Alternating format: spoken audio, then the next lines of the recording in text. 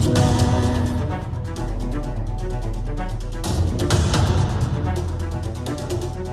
Cuplak suwange tinggal lenter membuka tondong kudel pak empong lerak lere sopong guyun dele ake sir pong dele kopong sir pong dele kopong ampar pisangku belum masak sabigi diurung bari manggalepok patah kayu pengkok dimakan api apinya cangcurupan rasa sayangi lihat dari jauh rasa sayangi lihat dari jauh rasa sayangi.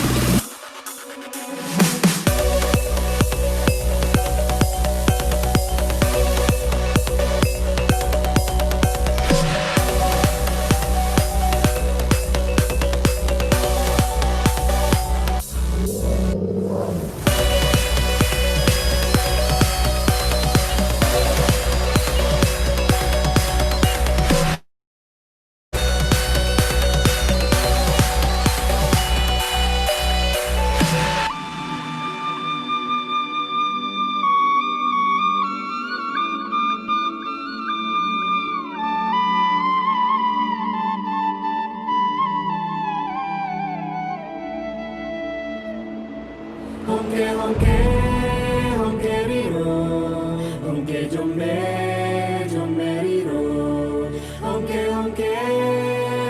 riro, honke jome riro.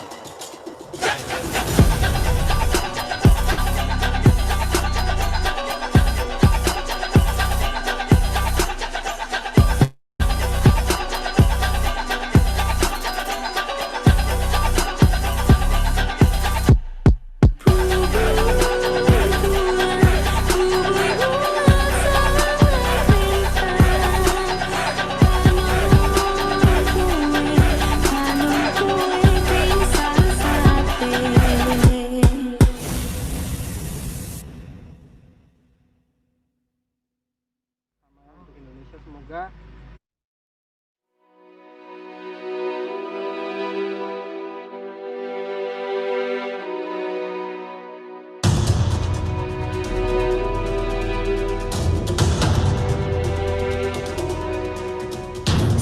Si batu manikan di berjoget sama di kotan dia menginami sebab mengkar jula. Si batu manikan di berjoget sama di kotan dia menginami sebab mengkar jula.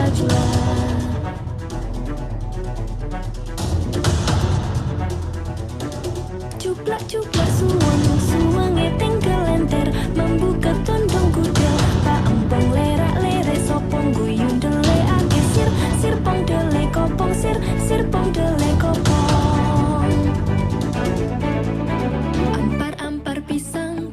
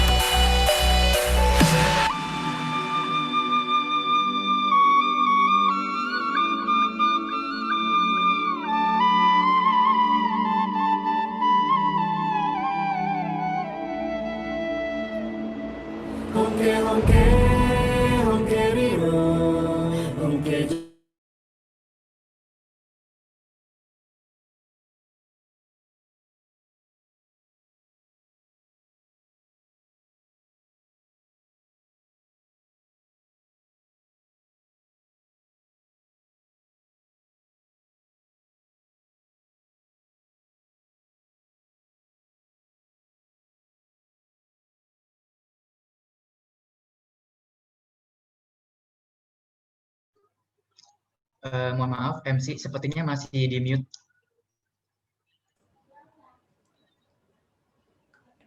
Mohon maaf. Ya, baiklah teman-teman semuanya. Sebelum kita memulai acara kita hari ini, saya perlu menginformasikan beberapa rules yang perlu diperhatikan bersama. Yaitu yang pertama, teman-teman dimohon untuk mengaktifkan kamera dan menonaktifkan mikrofon saat acara berlangsung. Yang kedua, teman-teman sekalian dimohon menggunakan virtual background yang telah disediakan oleh panitia. Yang ketiga, kembali saya ingatkan untuk teman-teman yang telah bergabung dimohon menggunakan format nama sebagai berikut. Peserta _ nama. Contoh, peserta _ Safa. Yang keempat, teman-teman diwajibkan mengikuti petunjuk dan arahan dari panitia. Yang kelima, teman-teman diperkenankan menyampaikan pertanyaan pada kolom komentar atau G-form yang telah disediakan oleh panitia. Yang keenam, akses link Zoom akan diberikan 1 jam sebelum acara dimulai, dan peserta diharapkan untuk bergabung ke Zoom 15 menit sebelum acara dimulai. Yang ketujuh, teman-teman tidak diperkenankan menyampaikan segala pertanyaan melalui teman-teman tidak diperkenankan menyampaikan segala pertanyaan atau komentar yang tidak sopan, menyinggung suku, agama, ras, dan antar golongan. Teman-teman tidak diizinkan meninggalkan Zoom meeting sebelum acara selesai. Dan yang terakhir, dimohon kepada teman-teman untuk mengikuti petunjuk dan arahan panitia. Selamat pagi teman-teman semuanya, selamat bergabung dalam jaringan Zoom kita kali ini.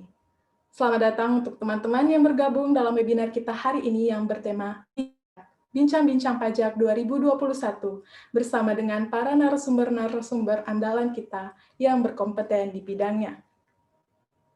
Selamat datang kepada Bang Ari selaku moderator kita hari ini. Selamat datang kepada Mas Dwiki dan Balai Latul yang akan menjadi narasumber kita hari ini. Ya, dan senang sekali perkenalkan saya, Anggris Veronica Samosir, yang akan memandu seluruh rangkaian acara bijak hari ini sampai dengan nanti akhir acara. Ya, kami informasikan bahwa acara yang diselenggarakan hari ini tidak mengatasnamakan Politeknik Keuangan Negara STAN dan Direktorat Jenderal Pajak. Ya, namun sebelumnya kami ingin tahu terlebih dahulu yang sudah bergabung dalam jaringan Zoom kita kali ini boleh absen dong dari daerah mana saja? Silakan teman-teman tuliskan nama daerahnya ya di bawah kolom komentar pojok kanan bawah. Ya, ternyata peserta webinar kita pada pagi hari ini ada yang dari Blitar, Purwakarta, ya dari Medan, Bandung, Jogja, serta masih banyak yang lainnya. Wah, suatu kesempatan yang sangat berharga bisa bersama teman-teman dari seluruh Indonesia pada saat ini. Baiklah, sekali lagi selamat datang dan selamat bergabung teman-teman yang sudah join di jaringan Zoom meeting ini. Baiklah teman-teman sekalian, para peserta webinar kita hari ini, sebelum memulai acara kita pada pagi hari ini, marilah kita berdoa agar acara yang kita selenggarakan saat ini dapat berjalan dengan lancar. Berdoa menurut kepercayaan masing-masing, dipersilahkan.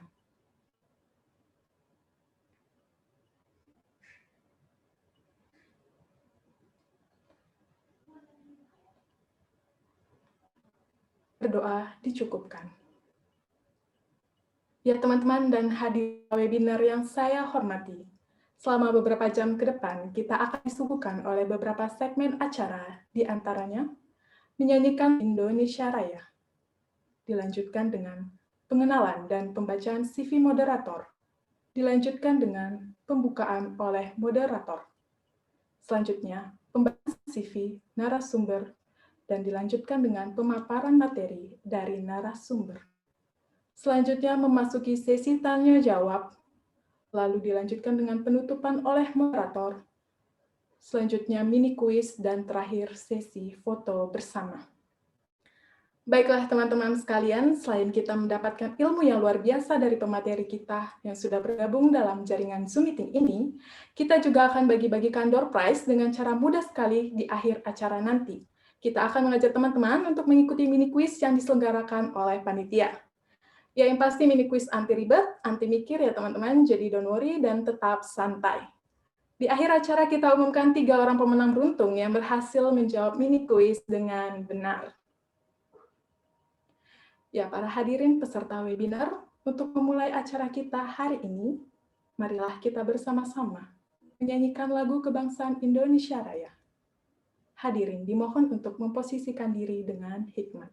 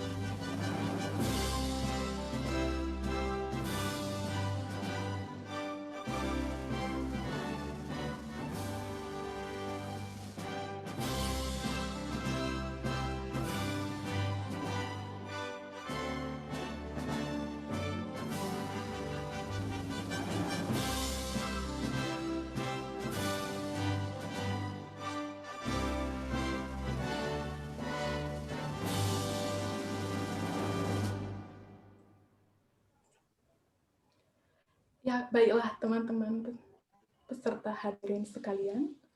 Sebentar lagi kita memasuki acara inti kita hari ini, yakni pemaparan materi yang akan dilakukan oleh narasumber-narasumber kita yang akan dipandu oleh Bang Ari Vanensia selaku moderator kita pada pagi hari ini. Selamat pagi Bang Ari. Selamat pagi Mbak Anggris.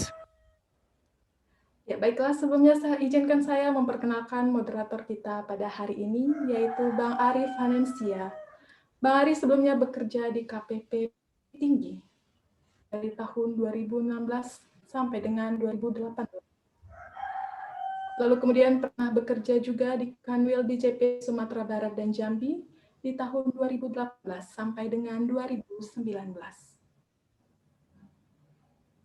Ya baiklah, kita sambut dan beri tepuk tangan yang meriah kepada Bang Ari Vanensia.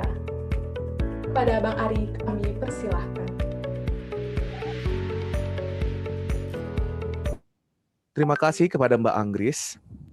Langsung saja, acara selanjutnya adalah acara inti yang paling kita tunggu-tunggu, yaitu penyampaian materi, sekaligus diskusi yang nantinya juga akan ada sesi tanya-jawab setelah pemateri kita menyampaikan materinya. Namun sebelumnya, izinkan saya menyapa teman-teman yang ada di sini. Yang kami hormati, dosen kami, Bapak Santoso Wahyu Utomo.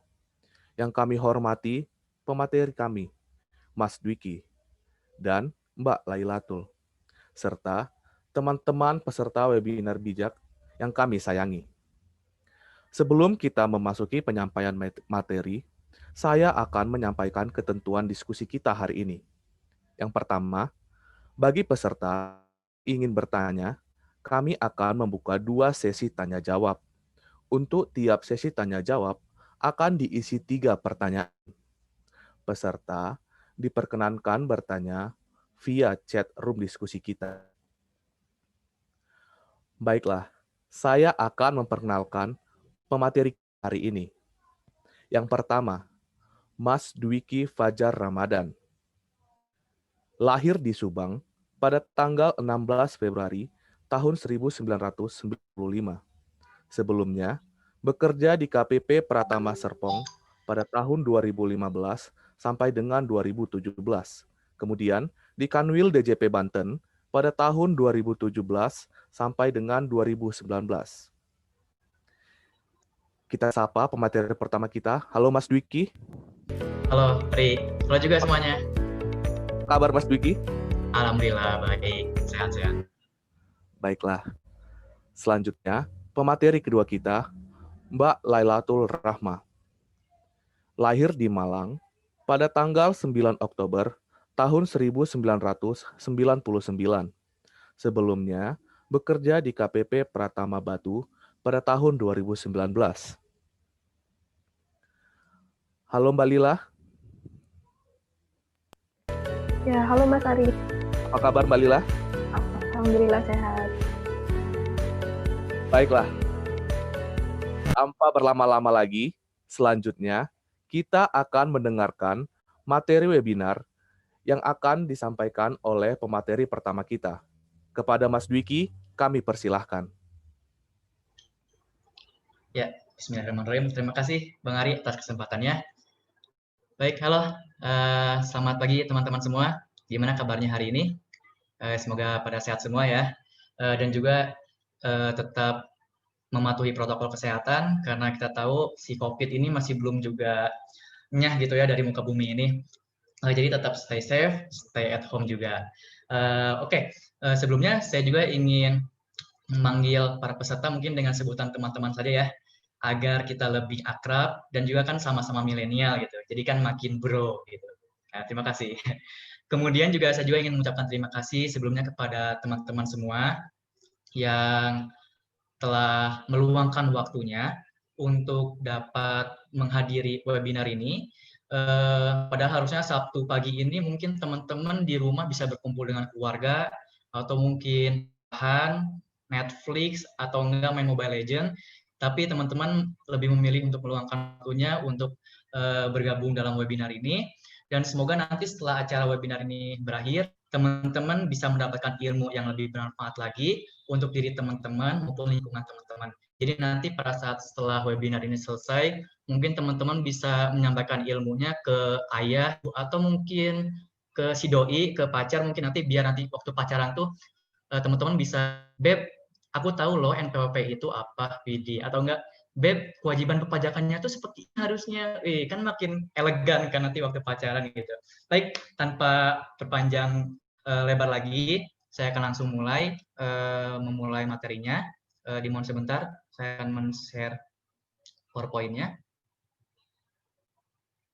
Ya baik, sudah terlihat kan ya PowerPoint-nya?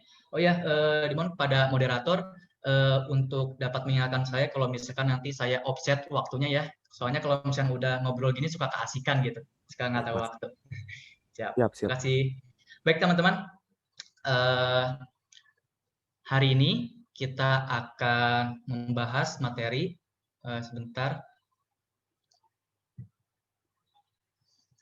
Nah, topik yang akan kita bahas hari ini, yang pertama, apa itu NPWP? Kemudian, kapan sih wajib memiliki NPWP? Yang ketiga, persyaratan membuat NPWP itu seperti apa? Dan yang terakhir, hak dan kewajiban wajib pajak itu apa aja? Nah, jadi di sini cuma ada 4 topik, tenang aja, nggak akan lama, nggak akan seharian full, dan materinya pun simple, jadi teman-teman masih fresh gitu ya, pada saat sudah mendapatkan materi pun gitu. Oke, kita langsung saja ke materi yang pertama. Nah, teman-teman, untuk mengawali materi hari ini, saya ingin bertanya kepada teman-teman nih, apa yang akan teman-teman lakukan setelah lulus kuliah nanti? Nah, mungkin di sini, di peserta ini mungkin teman-teman ada yang tahun ini lulus kuliah, ataupun mungkin tahun depan lulus kuliah. Nah, teman-teman kira setelah lulus itu pengen menjadi apa sih? Apakah pengen menjadi kerja kantoran atau mungkin ingin menjadi next Namdosan atau siapa Han Ji Peong gitu ya, startup buka usaha-usaha gitu. Nah, teman-teman passionnya kemana gitu? Apakah menjadi kerja kantoran atau membuka startup seperti Namdosan gitu? Saya tim Namdosan sih kebetulan. Oke, atau mungkin teman-teman juga di sini ada yang sudah menjadi pekerja kantoran atau mungkin juga teman-teman sebenarnya di sini sudah di Namdosannya Indonesia gitu ya, atau enggak sudah membuka usaha gitu. Nah, kenapa saya di sini pertanyaan demikian? Karena untuk pekerja kantoran, akun yang membuka usaha nantinya, itu nanti kewajiban perpajakannya berbeda-beda satu dan yang lainnya. Jadi untuk yang pekerja kantoran, itu memiliki kewajibannya seperti ini, kemudian tarif pajaknya seperti ini, kemudian SPT tahunannya pun dilakukan, formulirnya seperti ini, beda lagi gitu. Kemudian yang membuka usaha pun sama, itu memiliki kewajiban perpajakannya yang berbeda, kemudian tarif pajaknya juga beda, dan yang terakhir formulir pelaporan SPT-nya pun berbeda gitu. Jadi di sini saya mengawalinya dengan pertanyaan demikian untuk menjelaskan bahwa nantinya itu bakal ada perbedaan kewajiban perpajakan yang tentunya akan saya bahas nanti materi selanjutnya begitu. Oke, selanjutnya nah, karena tema hari ini adalah hak dan kewajiban milenial ber-NPWP, otomatis kita harus kenalan dulu dong dengan NPWP itu apa sih? Nah, menurut Undang-Undang Nomor 6 Tahun 1983 tentang ketentuan umum dan peraturan perpajakan, jadi di sini definisinya udah secara langsung ada di Undang-Undang. NPWP atau singkatannya mungkin nomor pokok wajib pajak, ya, adalah nomor yang diberikan kepada wajib pajak sebagai sarana dalam administrasi perpajakan yang dipergunakan sebagai tanda pengenal diri atau identitas wajib pajak dalam melaksanakan hak dan kewajiban perpajakannya. Jadi begini teman-teman, kalau mengenalkan seperti kartu ATM yang teman-teman miliki sekarang, itu kan kartu ATM masing-masing kan antara satu individu dengan individu lainnya memiliki nomor yang berbeda. Itu kan nomor tersebut dipergunakan untuk mengetahui misalkan teman-teman ingin transfer uang. Kan ada nomor rekeningnya kan. Nah, untuk mengetahui oh siapa sih yang pengen kita kirim uangnya, kemudian siapa sih ini yang penerimanya sebagai identitas diri dalam hal perbankan. Nah, NPWP pun sama. Itu tuh sebagai identitas diri, cuman bedanya dalam hal administrasi perpajakan. Jadi kalau misalkan teman-teman di sini ingin membayar pajak, nanti kalau misalkan sudah ber-NPWP dan penghasilan, nah teman-teman kan membayar pajak.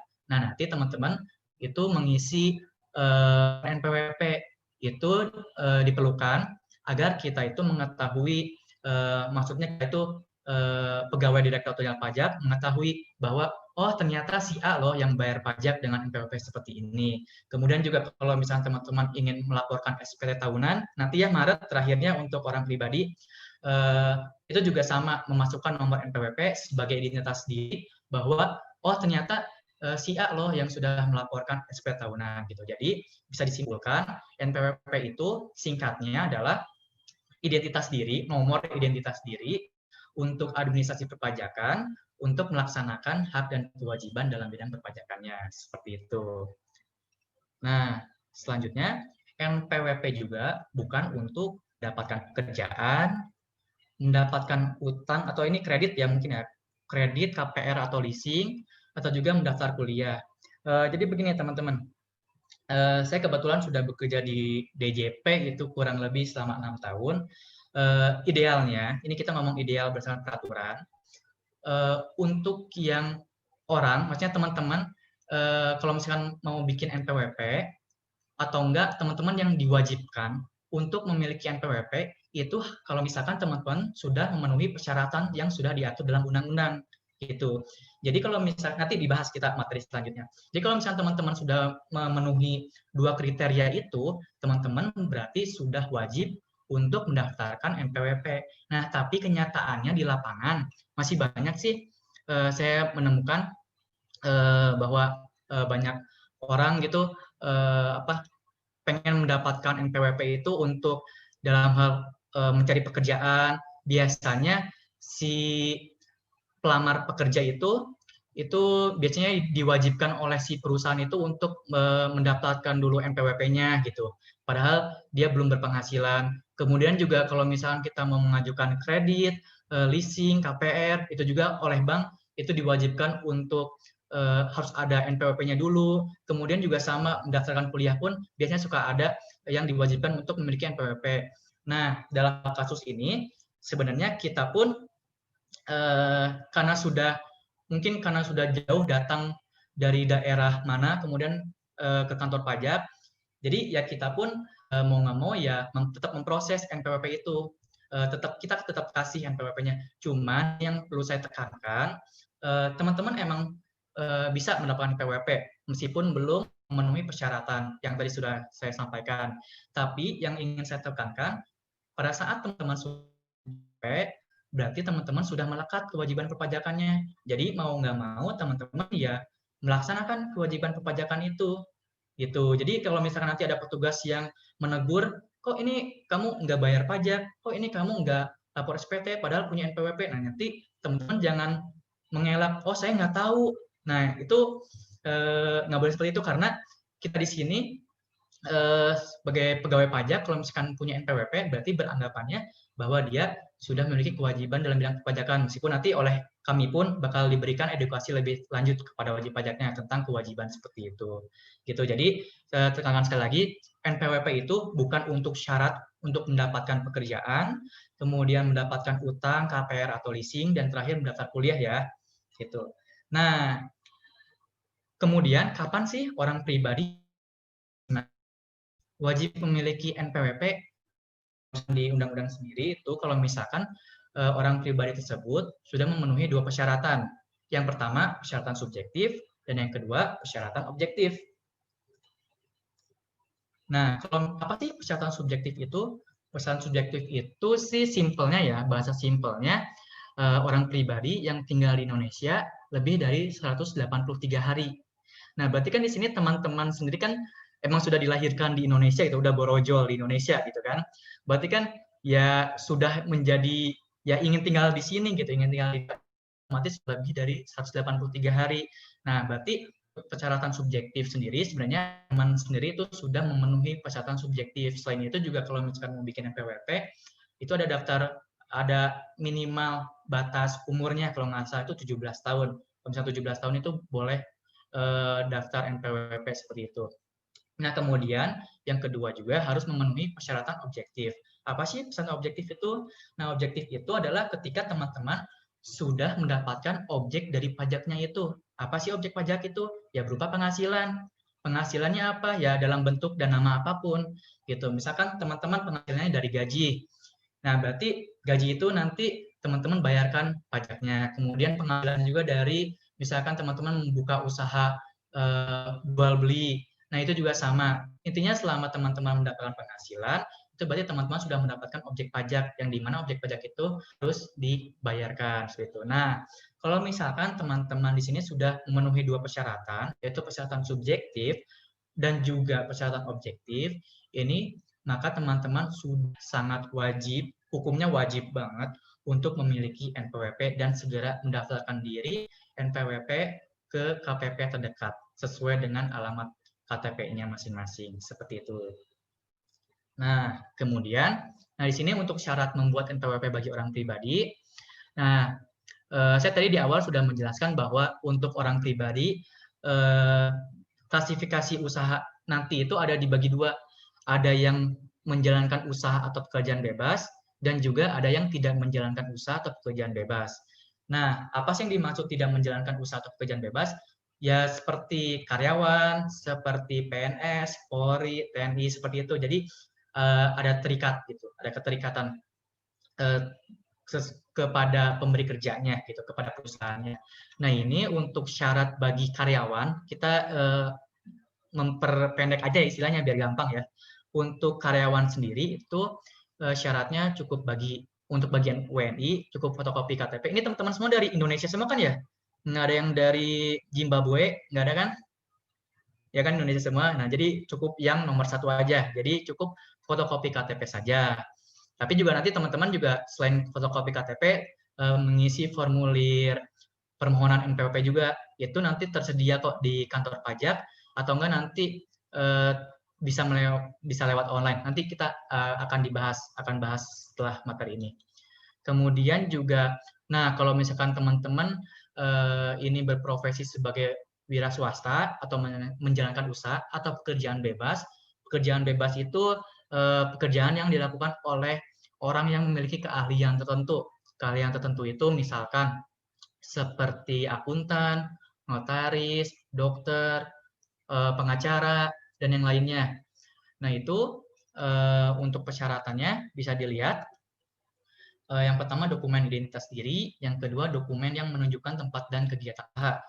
Surat pernyataan bermaterai yang menyatakan jenis dan tempat lokasi kegiatan usaha atau keterangan tulis atau elektronik dari penyedia jasa aplikasi online yang merupakan mitra usaha. Jadi di sini untuk syarat-syarat ini sebenarnya sudah banyak sih di Google. Teman-teman tinggal searching aja syarat membuat NPWP bagi siapa gitu. Maksudnya bagi apakah bagi karyawan atau bagi usahawan atau bebas.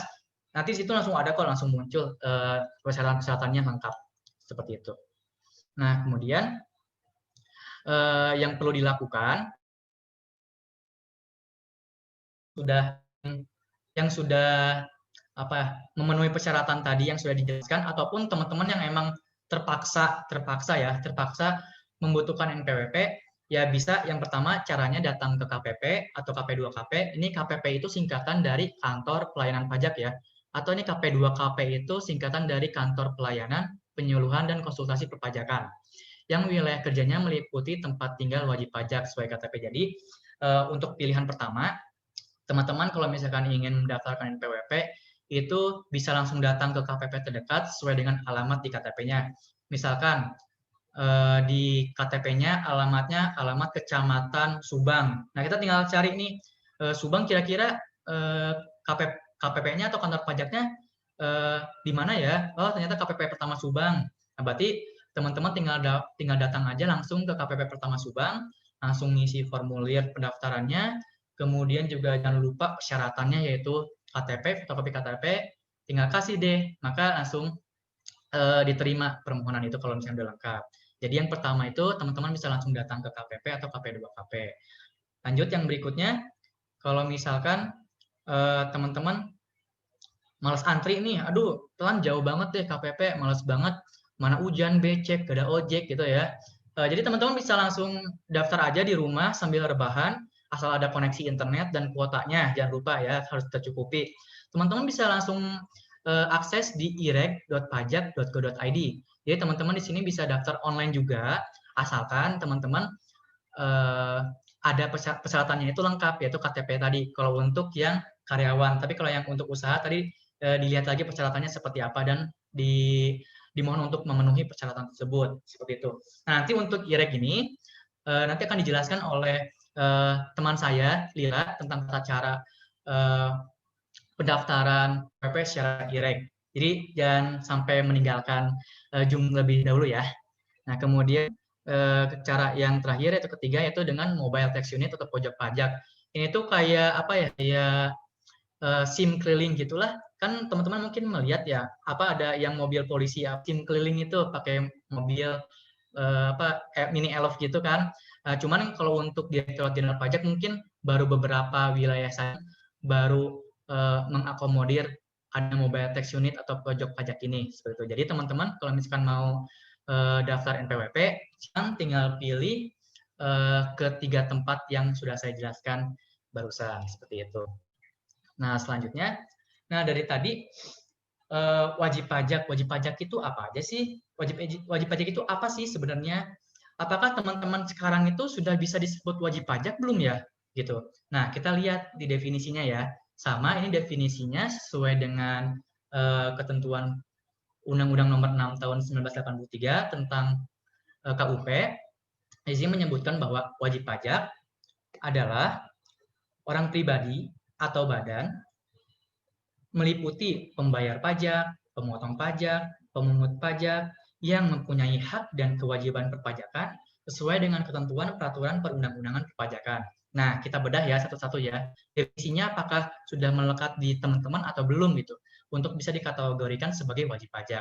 Yang pertama, orang pribadi atau badan. Orang pribadi jelas, berarti teman-teman ini berarti orang pribadi kan, orang pribadi udah jelas. Dan yang kedua kita lihat lagi ketentuannya. Pembayar pajak yang meliputi pembayar pajak, pemotong pajak, pemungut pajak. Nah, kita lihat pembayar pajak. Pembayar pajak ini tadi kan sudah saya jelaskan kalau misalkan teman-teman itu sudah memiliki penghasilan, otomatis ada suatu objek pajak yang harus dibayarkan gitu. Nah, maka di sini teman-teman sebagai pembayar pajak. Nah, misalkan teman-teman itu memiliki penghasilan dari gaji di kantornya. Nah, berarti kan teman-teman itu bayar pajak dong. Nah, maka teman-teman sudah dikatakan sebagai pembayar pajak. Kemudian juga kalau misalkan teman-teman buka usaha gitu, kan itu kan hasil dari jual belinya itu kan mempunyai penghasilan. Kemudian kan penghasilan itu kan menjadi objek pajak. Nah, maka teman-teman harus membayar tuh pajaknya. Nah, maka sudah dikategorikan sebagai pembayar pajak. Kemudian untuk pemotong pajak, ini pemotong pajak biasanya ya kebanyakan itu dilakukan oleh perusahaan. Nah, misalkan teman-teman yang bekerja sebagai kantoran, itu gaji yang diterima itu yang tiap bulan sudah diterima teman-teman itu sudah dipotong oleh perusahaan oleh pemberi kerjanya gitu. Jadi pemotong pajak ini biasanya sih perusahaan gitu, bukan teman-teman sendiri gitu. Jadi bukan individu yang melakukan, tapi ada juga case lain dia orang pribadi sendiri itu bisa menjadi pemotong pajak. Begitu juga dengan pemungut pajak seperti itu. Kemudian yang melakukan hak dan kewajiban dalam bidang perpajakannya. Nah, jadi intinya teman-teman bisa dikatakan sebagai wajib pajak kalau misalkan teman-teman sudah harus melakukan kewajiban perpajakannya. Dalam artian teman-teman sudah memiliki NPWP, pertama karena sudah memenuhi persyaratan subjektif dan objektif tadi, kemudian teman-teman juga sudah mendapatkan penghasilan. Nah, karena kedua kondisi tersebut, maka teman-teman sudah dikatakan sebagai wajib pajak seperti itu. Jadi teman-teman jangan kaget lagi, jangan bingung lagi. Saya wajib pajak bukan ya? Tapi saya kan belum punya penghasilan, tapi saya punya NPWP. Gimana ya? Ya kita lihat lagi dari definisinya seperti itu. Nah, kemudian selanjutnya di sini tadi saya sudah jelaskan ya, yang wajib pajak orang pribadi itu terdiri dari 2 kriteria. Ada yang menjalankan usaha atau pekerjaan bebas ya, tadi kayak usahawan, kemudian kayak pekerjaan bebas itu kayak dokter, notaris, akuntan, dan sebagainya. Kemudian ada juga WPOP yang tidak menjalankan usaha atau pekerjaan bebas seperti PNS, kemudian kita karyawan swasta, kemudian ada juga Polri, TNI, dan lainnya seperti itu. Nah, kemudian di sini nih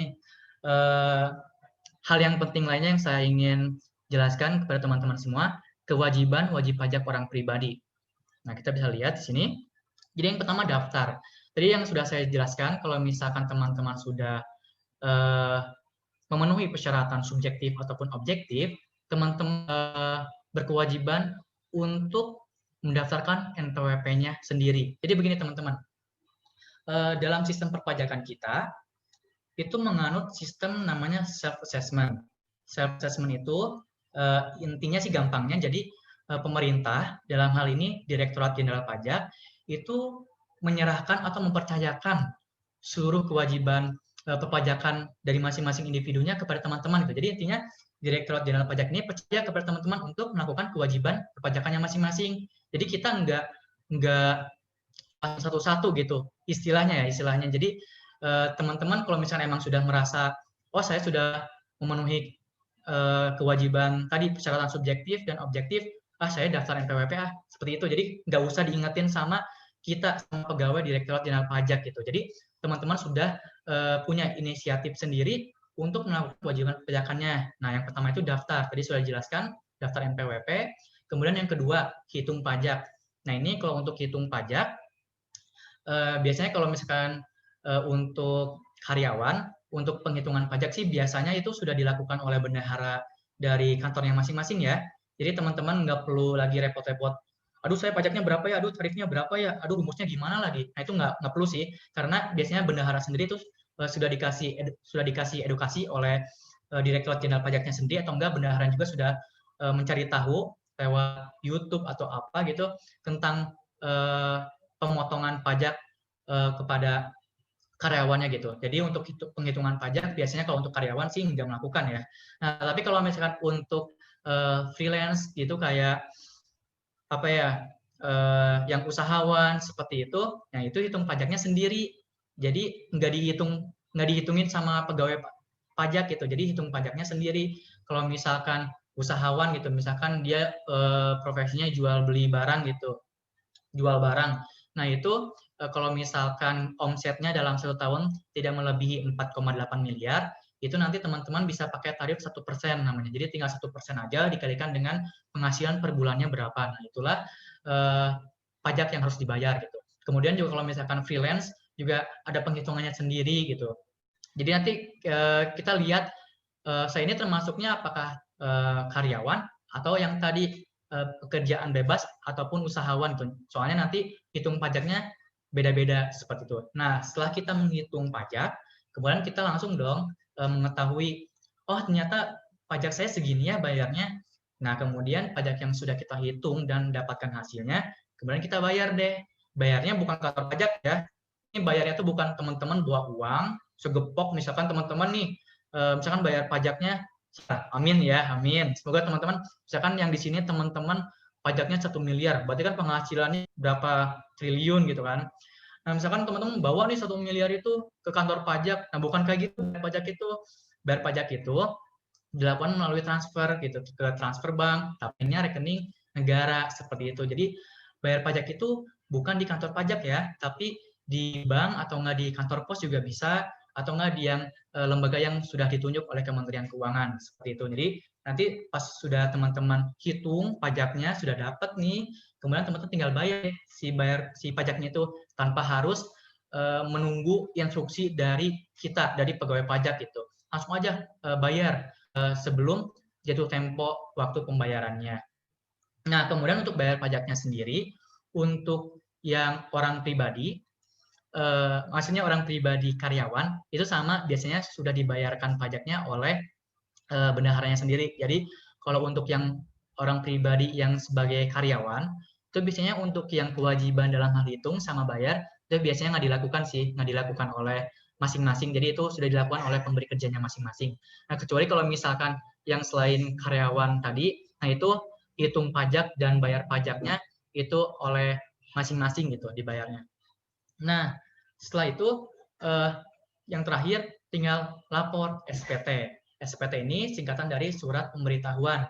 Jadi di sini itu kita ingin teman-teman nih melaporkan teman-teman kondisi pemasukan dan pengeluarannya tuh seperti apa gitu, agar kita nanti bisa melihat kewajaran atau enggaknya gitu. Nah, nanti kalau misalkan teman-teman sudah memiliki NPWP, udah bayar, udah hitung kemudian bayar, jangan lupa lapor. Nah, kalau misalkan nggak lapor ya tetap sama aja, berarti ada satu kewajiban yang teman-teman nggak lakukan gitu. Jadi teman-teman nanti lapor SPT untuk orang pribadi. Orang pribadi itu berarti kita, sekali lagi, itu batas waktunya adalah tahun berikutnya bulan Maret. Jadi maksudnya tuh gini, jadi kan kemarin tahun 2020 kan sudah berakhir nih. Tahun 2020 kan sudah berakhir sampai Desember. Otomatis kita sudah mempunyai rekapan penghasilan dong selama 1 tahun 2020 itu. Nah, kemudian untuk pelaporannya, kita laporannya di tahun berikutnya ya, tahun 2021.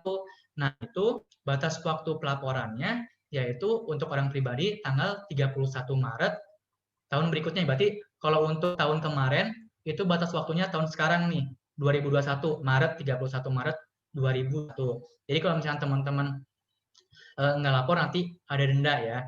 Nah, jadi sekali lagi kesimpulannya untuk kewajiban wajib pajak orang pribadi ini dilakukan oleh masing-masing individu teman-teman. Jadi nggak perlu pakai himbauan dari kita pegawai pajak, teman-teman melakukan sendiri dari daftar, hitung pajak, kemudian bayar pajaknya, dan terakhir lapor. Nah, kemudian tadi kalau misalkan nih ada yang punya NPWP, tapi yang tadi kondisinya terpaksa gitu, terpaksa daftar NPWP padahal belum punya penghasilan, maaf. Nah, kalau misalkan seperti itu kan tetap teman-teman punya NPWP, berarti teman-teman sudah mempunyai kewajiban perpajakannya. Otomatis teman-teman tetap melakukan kewajiban perpajakannya, yaitu lapor SPT tahunan aja tiap tahun gitu. Jadi teman-teman meskipun maaf nggak punya penghasilan tiap tahun itu tetap kalau lapor tahunan itu wajib dilakukan ke kantor pajak masing-masing gitu.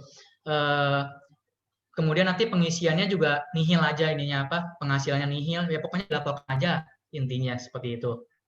Nah, itulah kewajiban wajib pajak orang pribadi. Selanjutnya kita akan bahas hak wajib pajak ya.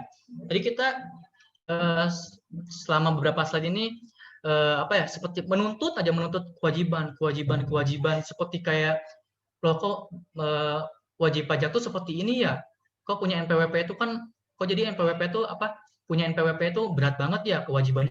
Nah, khawatir teman-teman pun punya hak dalam bidang perpajakan yang teman-teman ya emang punya hak untuk mendapatkannya. Seperti itu. Yang pertama ada hak atas kelebihan pembayaran pajak.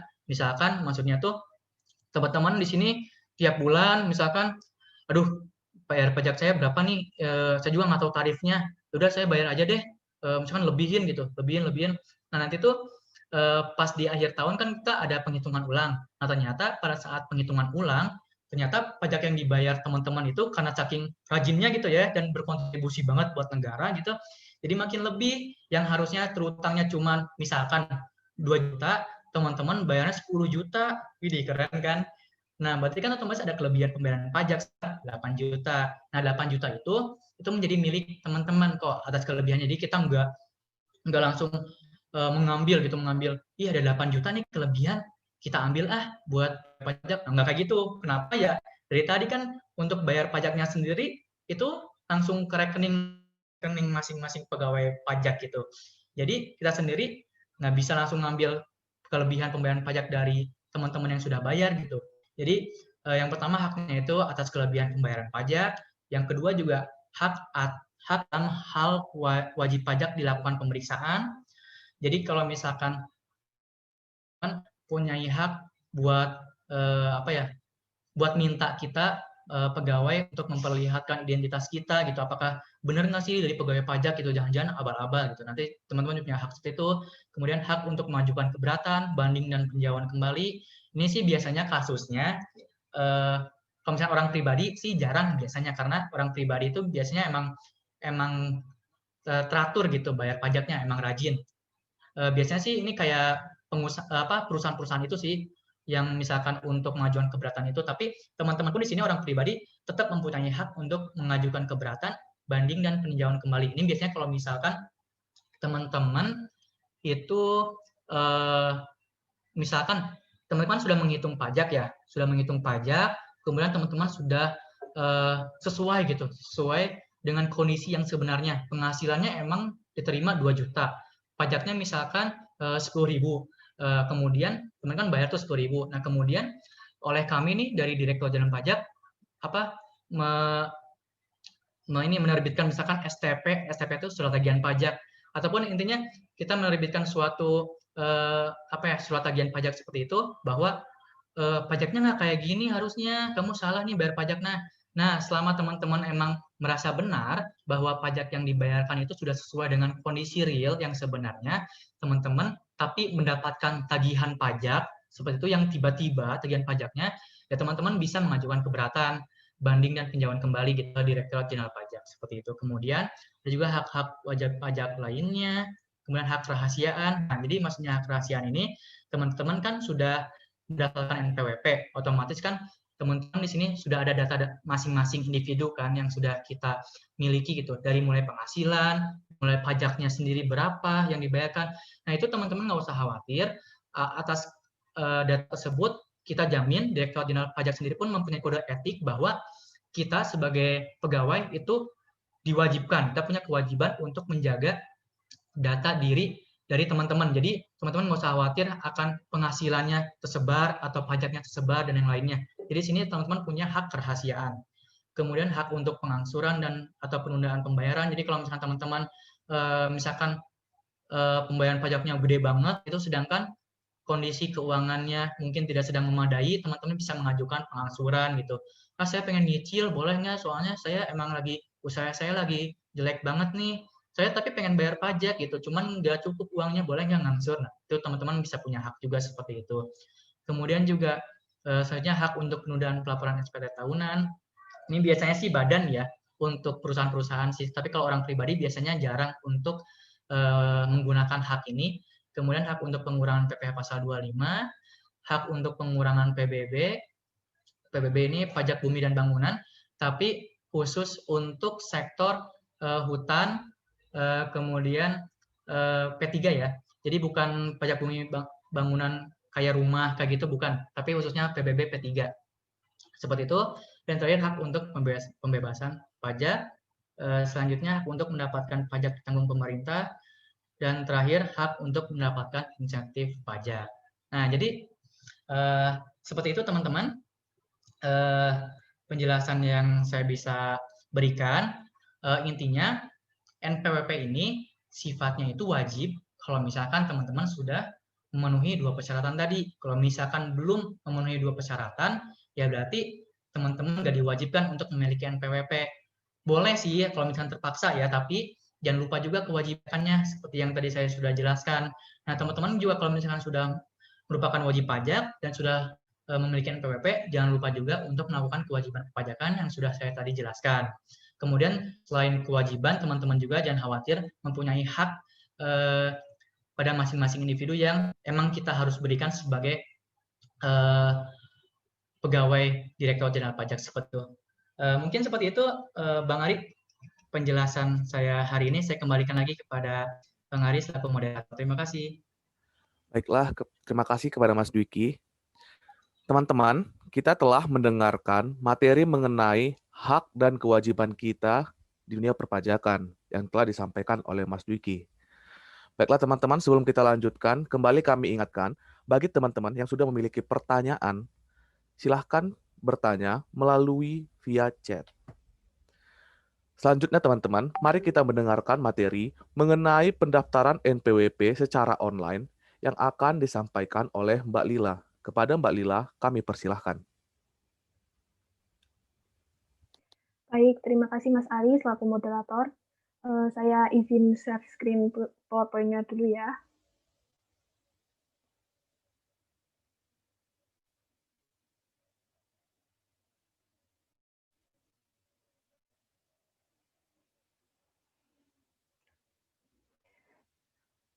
Sudah terlihat ya teman-teman? Assalamualaikum warahmatullahi wabarakatuh. Selamat siang teman-teman semua. Pada pagi hari ini, pada kesempatan ini, saya ingin menjelaskan mengenai tata cara pembuatan NPWP secara online. Seperti yang dijelaskan Mas Diki sebelumnya, untuk membuat NPWP kan ada beberapa cara, diantaranya secara online dan langsung ke KPP. Namun di era pandemi seperti sekarang ini, untuk ke KPP merupakan hal yang sangat berisiko ya teman-teman. Jadi lebih baik untuk membuat NPWP secara online, karena selain lebih mudah juga akan meminimalisasi persebaran virus COVID juga. Oke, langsung saja saya mulai ya. Untuk tata cara pembuatan NPWP ini khususnya untuk teman-teman yang misal baru lulus kuliah atau belum memiliki penghasilan namun ingin membuat NPWP sebagai persiapan mendaftar pekerjaan ya teman-teman. Oke, langsung saja kita mulai caranya.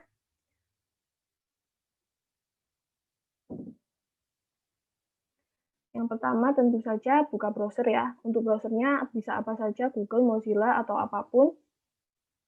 Untuk alamat websitenya, irek.pajak.go.id. Kemudian akan muncul laman seperti ini. Setelah itu, teman-teman bisa klik daftar. Ini untuk membuat akun di IREK ini ya. Jika teman-teman sebelumnya sudah pernah mencoba untuk mendaftar melalui IREK ini, tapi belum selesai, bisa langsung login saja apabila sudah memiliki akunnya. Setelah itu klik daftar, akan muncul laman seperti ini. Email dan CAPTCHA. Pastikan CAPTCHA-nya benar agar bisa lanjut ke langkah selanjutnya. Setelah mengisi alamat email dan CAPTCHA, bisa diklik daftar. Setelah klik daftar, akan muncul notifikasi seperti ini. Kemudian teman-teman bisa klik tutup. Langkah sebelumnya itu merupakan langkah pertama dari pendaftaran NPWP secara keseluruhan ya teman-teman. Selanjutnya, teman-teman bisa mengecek email yang alamatnya sudah teman-teman masukkan di langkah sebelumnya. Bisa dicek, masuk dari e-registration@pajak.go.id. Dari email tersebut akan muncul pesan seperti ini. Lalu teman-teman bisa mengeklik link verifikasinya untuk memverifikasi email teman-teman. Setelah tadi, teman-teman akan diarahkan ke langkah kedua. Di langkah kedua ini, teman-teman bisa membuat akun, lalu teman-teman bisa mengisikan nama, alamat email, password, nomor HP, dan pertanyaan serta captcha. Pastikan untuk captcha-nya benar supaya teman-teman bisa melanjutkan ke langkah selanjutnya. Setelah mengisi form yang ini, teman-teman bisa mengklik daftar. Apabila sudah diklik daftar, akan muncul notifikasi seperti ini. Jadi teman-teman apabila telah muncul notifikasi sukses seperti ini, artinya teman-teman sudah mendapatkan akun di e-registration. Notifikasinya diklik tutup, lalu kembali lagi ke email teman-teman tadi untuk buka email dari e-registration@pajak.go.id seperti di langkah 1 sebelumnya ya teman-teman. Apabila di sebelumnya diklik yang link verifikasi, untuk yang ini akan melanjutkan ke link aktivasi untuk mengaktifasi akun teman-teman. Setelah diklik link aktivasi akan muncul notifikasi seperti ini. Apabila teman-teman ingin melanjutkan ke pendaftaran NPWP, langsung bisa diklik notifikasi klik di sini ini. Selanjutnya, untuk pendaftarannya dimulai dari teman-teman login menggunakan akun yang telah teman-teman buat di langkah-langkah sebelumnya. Teman-teman harus mengisikan telah dibuat tadi, berikut juga captcha. Setelah masuk akun teman-teman, akan muncul formulir registrasi seperti ini ya, teman-teman. Untuk formulirnya ada beberapa jenis kategori. Untuk yang kategori pertama ini, karena teman-teman merupakan orang pribadi ya, jadi diklik yang orang pribadi. Nah ini untuk status pusat atau cabang, untuk orang pribadi diklik yang pusat ya teman-teman. Kemudian untuk kewarganegaraan bisa diklik yang WNI. Untuk validasi WNI-nya ini pakai nomor KK dan nomor KTP. Kemudian kembali memasukkan captcha. Selanjutnya klik next. Untuk yang formulir kedua merupakan formulir pengisian identitas wajib pajak. Untuk identitas wajib pajak ini, isi kolom sesuai data yang sebenarnya. Bisa diisikan sesuai dengan KTP teman-teman ya. Jangan lupa untuk mengisi nomor telepon, nomor handphone, dan email. Selanjutnya, klik next. Akan muncul formulir mengenai sumber penghasilan yang akan didapatkan teman-teman. Apabila teman-teman, seperti yang saya sebutkan tadi, ingin kerja alias belum memiliki penghasilan, teman-teman bisa mencari, teman-teman bisa mengisi sumber penghasilannya sebagai atau pekerjaannya sebagai pegawai swasta ya teman-teman.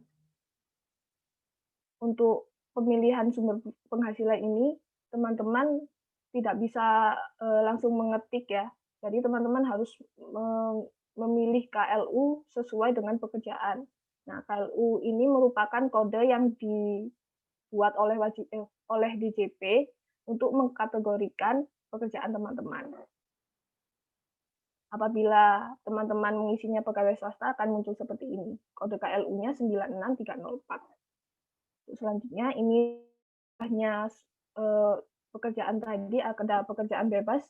Ini tidak usah diisi karena teman-teman merupakan pegawai swasta. Selanjutnya klik next. Akan lanjut ke menu alamat domisili. Untuk yang pertama ini diisi alamat tempat tinggal menurut keadaan yang sebenarnya. Ini diisi apabila sesuai KTP ya teman-teman. Apabila tempat tinggal yang sebenarnya ini berbeda dengan yang KTP, untuk yang ini diisi alamat tempat tinggal saat ini.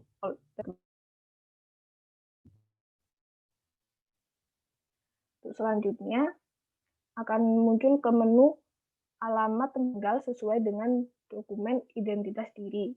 Apabila alamat tempat tinggal sesuai dokumen identitas diri ini alias KTP sesuai dengan alamat yang tempat tinggal yang sebelumnya, bisa dicentang itu kotak yang atas sama dengan alamat tempat tinggal menurut keadaan yang sebenarnya. Selanjutnya klik next. Lalu akan muncul ke menu alamat tempat usaha. Alamat tempat usaha ini tentunya akan diisi oleh wajib pajak yang bukan karyawan atau pegawai, alias wajib pajak yang memiliki bebas ya. Jadi teman-teman tidak perlu diisi. Selanjutnya akan lanjut ke informasi tambahan. Untuk informasi tambahan ini akan memuat informasi mengenai penghasilan per bulan. Karena teman-teman misal belum memiliki penghasilan sama sekali, bisa dicentang yang kurang dari 4,5 juta. Selanjutnya klik next.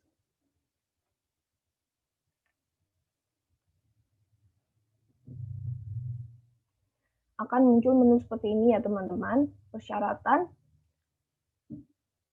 Langsung klik next. Selanjutnya akan menu ke pernyataan. Untuk pernyataan ini, yang atas diklik yang lengkap dan benar. Selanjutnya, untuk pernyataannya bisa dipilih salah satu sesuai dengan kondisi sekarang dari teman-teman.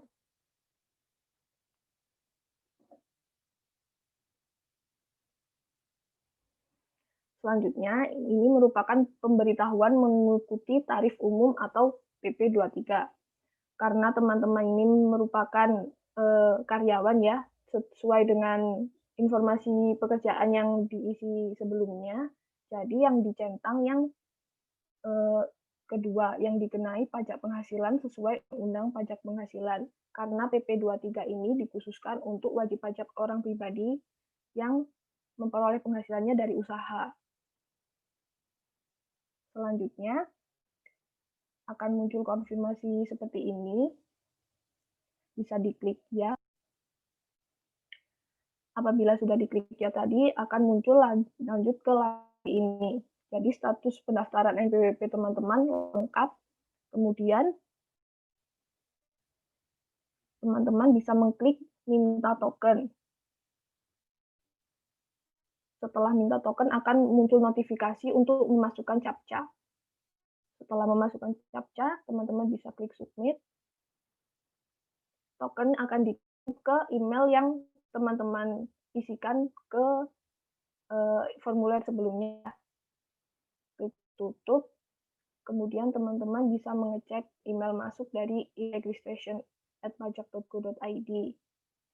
Karena tokennya sudah dikirimkan ke sana ya teman-teman. Kemudian tokennya tersebut bisa disalin untuk dimasukkan di kirim permohonan yang di dashboard dari laman IREK tadi ya.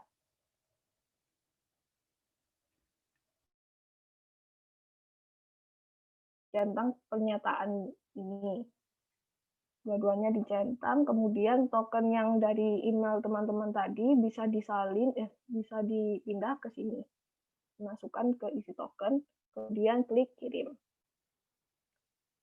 Kemudian akan muncul notifikasi seperti ini ya teman-teman. Apabila sudah muncul notifikasi seperti ini, artinya teman-teman telah memiliki nomor pokok wajib pajak dan terdaftar di KPP sesuai alamat domisili teman-teman.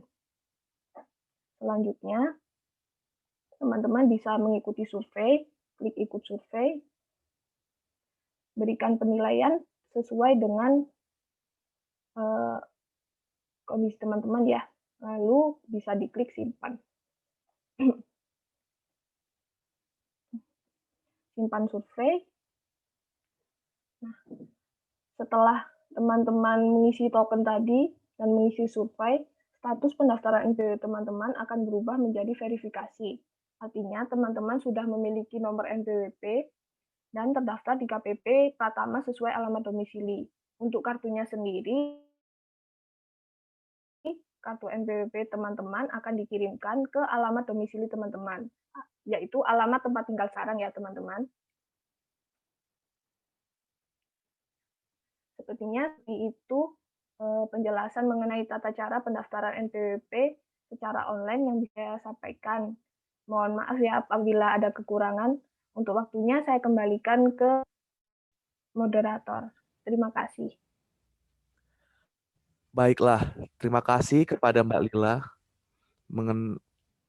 atas materinya mengenai tata cara pendaftaran NPWP secara online. Baiklah teman-teman, ternyata pendaftaran NPWP tidak harus dilakukan di KPP, tetapi dapat dilakukan secara online selama kita dapat memenuhi syarat-syarat pendaftarannya. Nah, selanjutnya kita akan memasuki sesi yang paling ditunggu-tunggu oleh kita semua, yaitu sesi diskusi dan tanya jawab. Ternyata peserta kita hari ini cukup antusias sekali. Kami telah memilih 3 pertanyaan untuk sesi pertama ini. Untuk pertanyaan pertama, dari Rosi Arum. Pertanyaannya, misal ada keadaan di mana karyawan yang masuk sebuah perusahaan wajib membuat NPWP, namun karyawan tersebut berhenti beberapa bulan bekerja di perusahaan tersebut sebelum 1 tahun. Bagaimana kewajiban pajaknya? Wajib lapor atau bagaimana? Dan apakah selama tidak bekerja, tidak melapor dikenakan denda? Mungkin kesimpulan dari pertanyaan ini adalah bagaimana jika seorang karyawan diberhentikan di tengah tahun? Apakah kewajiban perpajakannya tetap jalan sampai akhir tahun atau tidak?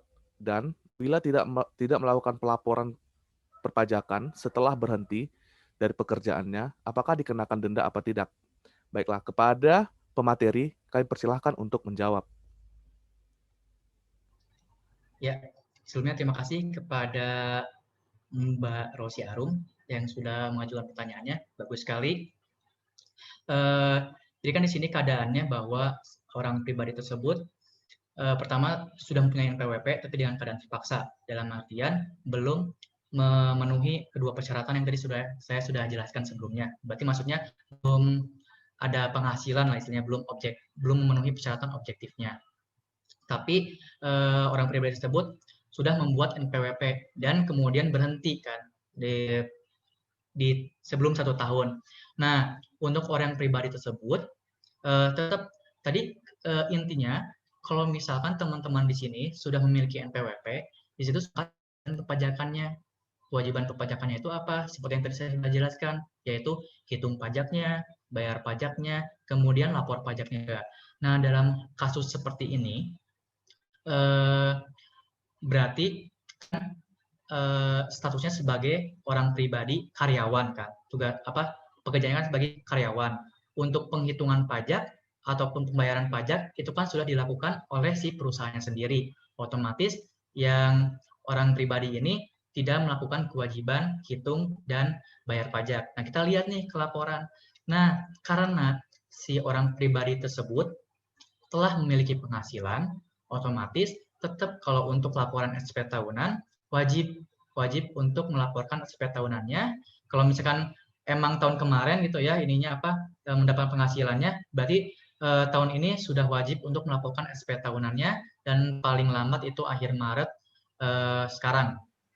Nah, kemudian apakah jadi untuk yang pertama bagaimana kewajiban pajaknya? Wajib lapor atau bagaimana? Wajib. Wajib lapor untuk melaporkan penghasilan yang sudah diterima orang pribadi tersebut pada saat masih bekerja. Seperti itu. Nah, kemudian apakah selama tidak bekerja tetapi tidak melapor dikenakan denda? Terima kasih. Baik, teman-teman. Jadi di sini keadaannya berarti kan punya NPWP tapi tidak mempunyai penghasilan. Nah, itu harus bagaimana sih kita? Begini, ada dua kondisi yang teman-teman bisa kerjakan atau lakukan. Yang pertama, ya teman-teman tetap lapor tiap tahun SPT tahunannya, meskipun nanti pada saat pengisian formulir itu formulirnya isi aja nihil untuk penghasilan dan yang lainnya. Nah, tapi kalau misalnya teman-teman nggak mau repot, selama emang benar teman-teman itu tidak memiliki penghasilan sampai jangka waktu lama, misalkan itu bisa mengajukan namanya permohonan NE atau non efektif. Jadi oleh kami itu nanti NPWP-nya dinonefektifkan. Maksudnya dinonefektifkan ini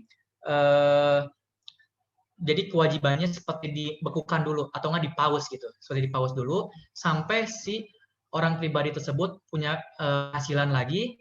Nanti kan bakal ada kewajibannya lagi, nanti bakal efektif lagi. Ya, jadi untuk pertanyaan pertama itu tetap wajib lapor untuk penghasilan yang sudah diterima tahun kemarin. Kemudian kalau selama dia tidak bekerja dan emang tidak mempunyai penghasilan sama sekali, silahkan mengajukan permohonan non efektif ke kantor pajak yang bersangkutan untuk mempauskan atau ya mengistirahatkan kewajiban perpajakannya seperti itu. Jadi kalau misalnya sudah dinonefektifkan itu tidak ada denda. Tapi kalau misalkan tidak mengajukan non efektif tapi tidak melapor, yaitu ada denda seperti itu. Ya, saya kembalikan lagi pada moderator. Baiklah, jadi begitu ya. Meskipun kita berhenti di akhir tahun, kewajiban perpajakan kita tetap berjalan selama NPWP kita masih aktif. Baiklah, untuk pertanyaan berikutnya, dari Pradana Nirwana. Pertanyaannya, jika sudah mendaftar dan dinyatakan benar oleh perpajakan, tapi ada status seperti di bawah ini, maksudnya bagaimana ya? Apakah menjadi bayar pajak atau tidak? Berdasarkan penelitian yang dilakukan di KPP, data pendaftaran Anda nyatakan telah benar dan lengkap karena Anda memilih untuk belum melaksanakan kewajiban perpajakan telah dilakukan penetapan status NE. Mungkin maksud pertanyaannya adalah bagaimana jika pada saat pendaftaran online muncul status berdasarkan penelitian dilakukan di KPP, data pendaftaran Anda nyatakan telah lengkap dan benar karena Anda memilih untuk belum melaksanakan kewajiban perpajakan, telah dilakukan penetapan status NE atas NPWP Anda. Jadi sudah daftar Mas, tapi statusnya tetap NE karena memilih belum melaksanakan kewajiban perpajakan. Baiklah, kepada pemateri, kami persilahkan untuk menjawab.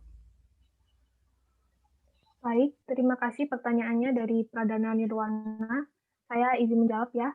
Jadi, seperti di langkah-langkah pendaftaran NPWP yang saya jelaskan sebelumnya, memang ada pernyataan dua. Yang pertama, salah satunya itu pernyataan yang seperti disampaikan oleh Pradana Nirwana ini. Jika pendaftaran Anda dinyatakan benar dan lengkap, tetapi non-efektif. Nah, ini karena seperti tadi ya, karena wajib pajak yang mendaftarkan NPWP belum memiliki penghasilan sehingga tidak memenuhi persyaratan objektif untuk memiliki NPWP. Jadi otomatis dinonefektifkan oleh direktur pajak. Nah, bila status NPWP teman-teman sudah non-efektif seperti ini, maka tidak ada kewajiban untuk melaporkan SPT maupun membayar pajak seperti yang telah dijelaskan Mas Diki sebelumnya ya. Jadi misal setelah mendapatkan NPWP ini dan non-efektif, teman tidak perlu lagi melaporkan SPT dan membayar pajak. Namun apabila setelah beberapa saat atau dalam tahun berjalan, teman-teman memiliki penghasilan untuk mengaktifkan kembali NPWP teman-teman. Untuk mengaktifkannya bisa melalui KPP langsung ya. Jadi, setelah aktif baru bisa melaporkan dan membayarkan pajaknya. Seperti itu. Oh, baiklah. Jadi, jawabannya adalah mungkin belum memenuhi syarat untuk memiliki NPWP ya, Mas, karena belum ada penghasilan aktifnya. Dan jadi NPWP-nya masih berstatus non efektif. Nantinya setelah Masnya memiliki penghasilan aktif, dapat kembali ke KPP untuk dilakukan pengefektifan kembali NPWP-nya. Begitu. Baiklah, untuk pertanyaan terakhir di sesi ini, kami pilih dari pertanyaan-pertanyaan teman-teman yang udah kami rangkum di G-Form, yaitu dari Devara Ramya Santoso. Pertanyaannya, bagaimana sistem pengenaan sanksi atas wajib pajak yang telah memiliki NPWP tetapi tidak melaporkan SPT? Kepada pemateri kami persilahkan. Baik, terima kasih. Saya izin menjawab pertanyaan tersebut. Jadi kalau misalkan, tadi kan sudah dijelaskan kalau misalnya punya NPWP, otomatis ada kewajiban. Kewajibannya tersebut, otomatis teman-teman lakukan. Nah, kalau misalkan di sini teman-teman tidak melakukan, akan ada konsekuensinya. Konsekuensinya berupa sanksi biasanya. Nah, untuk mekanisme pemberian sanksinya sendiri, itu adalah nanti biasanya dari kami, Direktorat Jenderal Pajak, pegawai pajak, itu nanti kita bakal ada pengawasan. Jadi nanti kita melihat nih siapa aja rekapan para wajib pajak orang pribadi yang telat lapor atau belum lapor sama sekali. Nah, kemudian pas kita sudah mendapatkan datanya, baru kita nanti mengirimnya surat tagihan pajak. Atau sebelum surat tagihan pajak sih biasanya kita mengklarifikasi dulu, memberikan surat itu, surat klarifikasi SP2DK namanya, surat pernyataan kepada wajib pajak apakah benar tidak lapor, terus juga apakah benar telat lapor itu. Kalau misalkan emang sudah benar, biasanya nanti kita akan mengirimkan namanya surat tagihan pajak. Nah, surat tagihan pajak itu nanti berisikan tentang ya tagihan-tagihan pajak yang harus teman-teman bayar gitu. Kalau misalkan orang pribadi, kalau misalkan telat lapor atau tidak lapor, itu kan 100.000, ya berarti nanti tinggal bayar aja 100.000 dikali berapa tahun tidak lapornya, seperti itu. Nah, jadi di sini intinya teman-teman selama memang ingat bahwa teman-teman memiliki kewajiban pelaporan, teman-teman usahakan untuk segera melakukan kewajiban pelaporannya itu tanpa menunggu dari kita, tanpa menunggu surat tagihan pajak dari kita, kemudian teman-teman baru lapor gitu. Jadi intinya teman-teman lapor dulu aja pajaknya.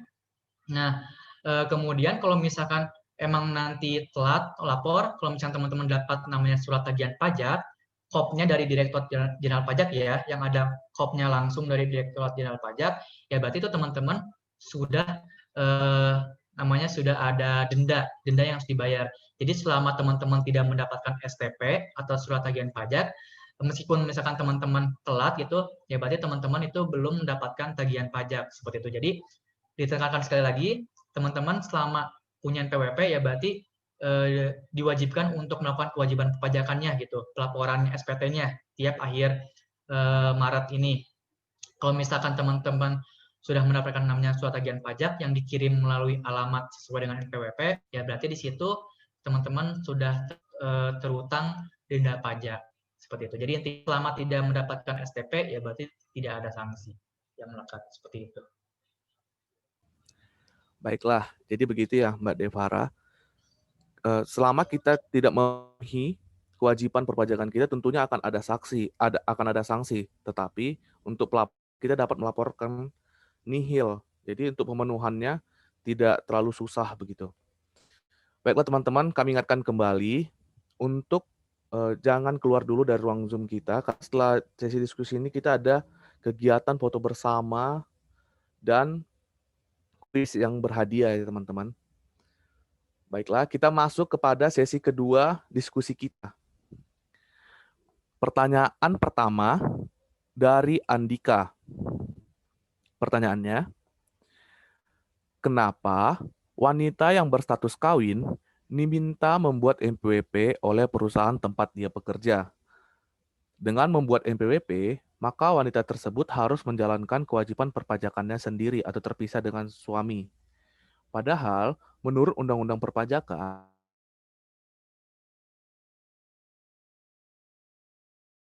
itu bagaimana ya? Jadi pertanyaannya, bagaimana jika seorang wanita bekerja disarankan oleh perusahaannya untuk membuat NPWP yang terpisah dari suaminya, Mas? Dan Mbak Lila, bagaimana? Apakah kewajiban perpajakan dilakukan sendiri atau kewajiban perpajakannya dapat digabungkan dengan suaminya? Baiklah, kepada pemateri kami persilahkan. Ya, terima kasih kepada Andika atas pertanyaannya. Bagus banget ini pertanyaannya, karena kasus ya. Nah, di sini berarti intinya perusahaan tersebut meminta wanita kawin untuk memiliki NPWP-nya sendiri, seperti itu kan. Nah, alasannya ya karena perusahaan tersebut ingin kepastian. Macam kepastian itu gini, perusahaan tersebut kan mempunyai kewajiban untuk memotong gaji dari si wanita yang berstatus wanita tersebut kan. Nah, kalau misalkan di perusahaan tersebut cuma memotong, tapi aduh ini nanti atas NPWP memotongnya kan jadi kebingungan juga kan perusahaan pun kan. Nah, makanya di sini alasan perusahaan meminta NPWP ya agar nanti perusahaan tersebut bisa melaporkan di SPT tahunan perusahaannya bahwa oh ini si wanita kawin dengan nomor NPWP sekian, ini sudah dipotong kok pajaknya, sudah bayar pajak juga gitu. Jadi biar ada identitas diri dari si wanita kawin tersebut agar kelihatan gitu bahwa wanita kawin tersebut emang udah dipotong kok pajaknya, seperti itu. Itu emang khusus, jadi itu emang perusahaan emang mewajibkan untuk wanita kawin tersebut memiliki NPWP. Nah, selanjutnya kita serahkan kembali kepada wanita kawin tersebut. Di sini ada dua kondisi. Apakah wanita kawin tersebut NPWP-nya apakah nomornya pengen digabung dengan suami atau pengen sendiri-sendiri gitu. Nah, kalau misalkan si wanita kawin tersebut jadi gini, maaf, sebelumnya untuk wanita kawin saya jelaskan idealnya itu dan emang sangat dianjurkan untuk NPWP-nya digabung dengan suami. Kenapa? Agar mempermudah proses administrasi perpajakan. Selain itu juga nanti tarif pajaknya, kalau misalkan NPWP wanita kawin yang nomor NPWP-nya pisah atau beda dari suami, itu nanti tarif pajaknya berbeda, perhitungan pajaknya sendiri. Jadi nanti bakal ada kurang bayar pada saat nanti di SPT tahunan. Jadi sekali lagi saya anjurkan kepada teman-teman di sini yang sudah kawin atau mungkin tahun ini kawin atau mungkin tahun depan kawin gitu untuk menggabungkan nomor NPWP-nya menjadi nomor NPWP gabungnya dengan suami. Jadi nanti teman-teman bisa mengajukan permohonan untuk penggabungan NPWP ke KPP yang sudah terdaftar. Nanti nomor NPWP teman-teman wanita kawin tersebut nanti nomornya sama persis seperti nomor suami, begitu. Nah, kemudian kalau misalkan tadi NPWP-nya dipisah, ya itu berarti emang pilihan dari wanita kawinnya tersebut. Cuman nanti konsekuensinya tarif pajaknya ya bukan tarif, maksudnya perhitungan pajaknya itu nanti bakal berbeda yang bisa mengakibatkan adanya selisih kurang bayar yang harus dibayar, seperti itu. Jadi untuk jawaban dari pertanyaan ini, kenapa wanita yang terus kawin diminta membuat NPWP oleh perusahaan tempat dia bekerja, ya emang diminta oleh perusahaan sebagai bukti bahwa wanita tersebut sudah membayar. Cuman di sini NPWP-nya apakah NPWP gabung atau NPWP pisah gitu. Nah, itu kembali lagi kepada wanita kawin, seperti itu. Dan untuk anjurannya untuk wanita kawin itu masuk dianjurkan untuk digabung dengan suami. Ya, seperti itu, Sari. Baiklah, jadi kewajiban untuk memiliki NPWP antara suami dan istri itu tetap hanya satu identitas, satu NPWP saja. Kalaupun perusahaannya menyarankan untuk bisa NPWP, itu kembali lagi ke wajib pajaknya, bersedia atau tidaknya lakukan pemisahan begitu. Baiklah, untuk pertanyaan kedua dari Zainal Arifin. Seumpama kita bekerja di puskesmas atau rumah sakit, kemudian kita juga bekerja di klinik pribadi. Apakah kita bisa mengklaim kewajiban pajak dari puskesmas atau rumah sakit saja? Jadi, Bapak Zainal Arifin ini bekerja di 2 tempat, Mas. Ada di rumah sakit dan memiliki klinik pribadi. Apakah penghasilan yang diterima apakah untuk kewajiban perpajakan penghasilan yang dipenuhi itu hanya yang dari rumah sakit atau kedua-duanya? Baiklah, kepada pemateri, kami persilakan untuk menjawab. Ya, baik. Terima kasih kepada Mas Zainal Arifin. Oh, mungkin Lila ingin menjawab. Baik ya. Terima kasih pertanyaannya Mas Zainal Arifin. Jadi bagaimana perlakuan pajaknya apabila kita memiliki 2 pekerjaan? Yang satu mungkin bekerja di puskesmas ini sebagai karyawan atau pegawai, kemudian juga bekerja di klinik pribadi. Jadi ada 2 jenis pekerjaan. Yang pertama karyawan dan yang kedua ini pekerjaan bebas karena memiliki klinik sendiri. Nah, apakah kita bisa mengklaim kewajiban pajak dari puskesmas atau rumah sakit saja? Jawabannya tidak bisa, karena untuk penghasilan yang dikenakan objek pajak merupakan seluruh penghasilan yang diterima oleh wajib pajak. Jadi, penghasilan yang harus dilaporkan dan dibayarkan adalah penghasilan yang berasal dari puskesmas dan juga penghasilan yang berasal dari klinik pribadi yang dijalankan oleh pajak. Nanti untuk penghitungannya bisa digabungkan penghasilannya dari klinik pribadi dan puskesmas. Sepertinya begitu. Mungkin Mas Dwiki ada tambahan? Ya, sepertinya udah lengkap dari Lila. Baiklah, jadi bagi Mas Zainal Arifin, jawabannya adalah penghasilan dari kedua tempat tersebut tetap dilaporkan buat kewajiban perpajakannya. Karena baik itu penghitungannya berbeda atau tidak, nanti di SPT juga sudah diakomodir untuk penghitungannya, Mas. Baiklah, untuk pertanyaan terakhir, ini kami telah memilih dari pertanyaan teman-teman yang ada di G-Form. Dari Muhammad Sobirin. Pertanyaannya, bagaimana pembayaran pajak pribadi untuk usaha mikro? Mungkin sini pertanyaannya, apa saja kewajiban perpajakan orang pribadi untuk jenis wajib pajak usahawan? Baiklah, kepada pemateri kami persilahkan untuk menjawab. Ya, terima kasih kepada Mas Sobirin atas pertanyaannya. Baik, di sini untuk bukan karyawan. Di sini pertama menghitung pajak, otomatis dulu NPWP. Kalau misalnya udah punya NPWP, kemudian silakan dihitung omset per bulannya berapa. Nah, nanti misalkan omset per bulannya itu sekitar, misalkan Mas Sobirin nih, omset sebulannya misalkan 100 juta, amin. Atau enggak 1 miliar mungkin deh, 100 juta ya, misalkan 100 juta. Nah, kemudian mendapatkan penghasilan omset per bulan itu, kita hitung, oh ternyata omset saya di bulan, sekarang nih misalkan di bulan Januari, itu sebesar 100 juta. Nah, kemudian hitungnya tinggal, kalau misalkan emang Mas Sobirin tahun kemarin gitu, omsetnya emang di bawah 4,8 miliar, berarti nanti untuk yang tahun sekarang, Mas Sobirin bisa mengajukan tarif 1%. Jadi tinggal 100 juta dikalikan dengan 1%. Seperti itu. Jadi 1 juta.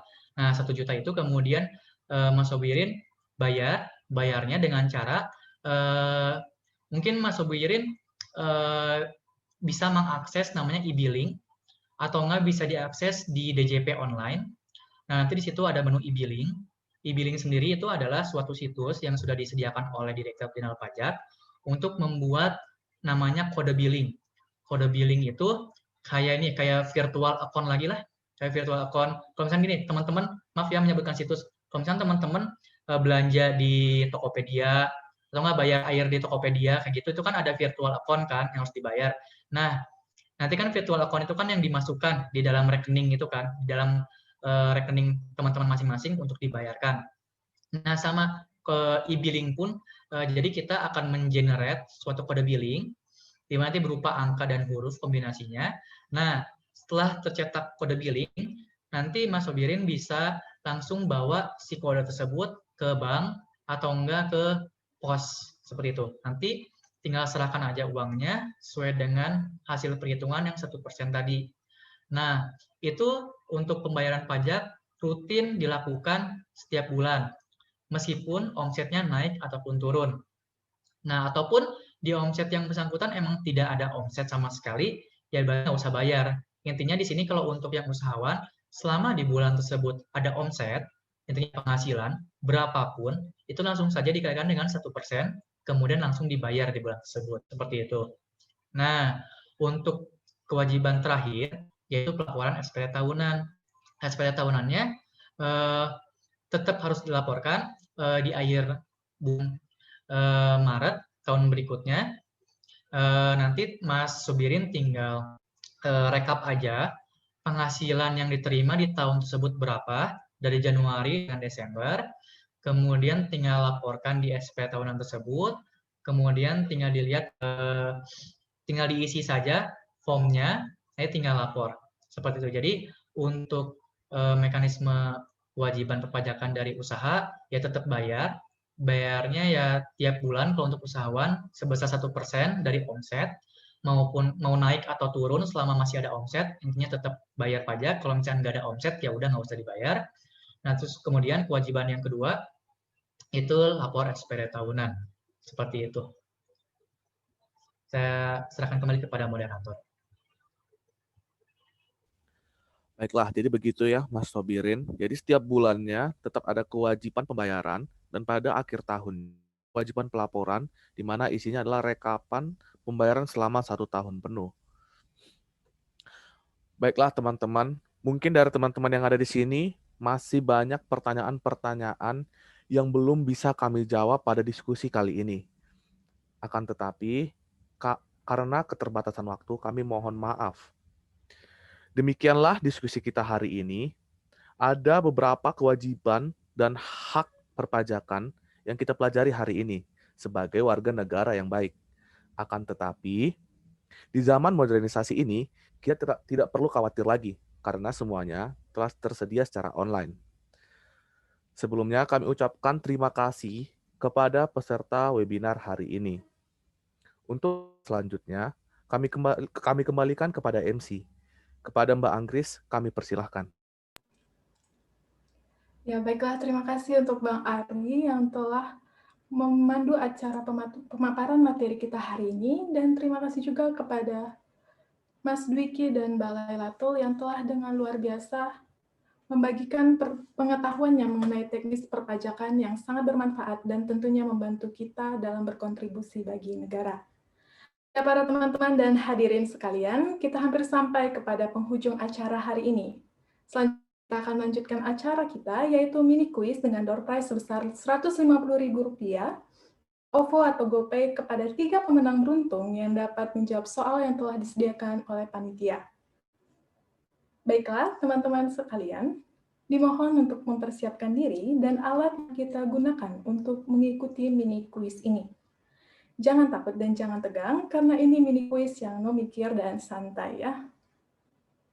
Baiklah hadirin sekalian, dimohon untuk membuka browser dan mengetikkan laman web joinmyquiz.com seperti yang terlampir dalam Zoom meeting kita kali ini. Dimohon kepada teman-teman agar yaitu 096974. Ya, kepada para panitia, mohon untuk membantu apabila terjadi kendala. Dan penamaan peserta dimohon dipersamakan dengan penamaan Zoom meeting kita hari ini. Apabila terjadi kendala, dalam mengikuti mini quiz ini bisa menuliskannya pada kolom chat Zoom meeting, dan kepada panitia yang bertugas untuk membantu peserta webinar apabila terjadi kendala.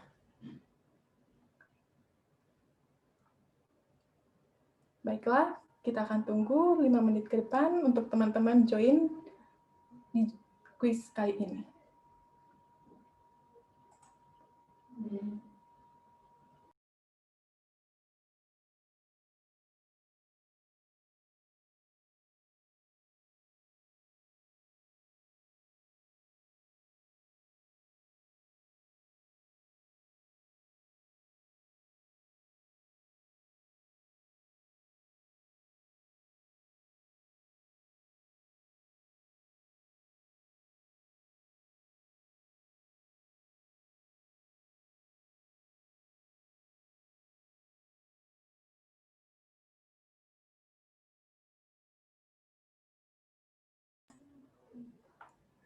Ya, cara masuknya bisa di joinmyquiz.com, lalu masukkan roomnya 096974.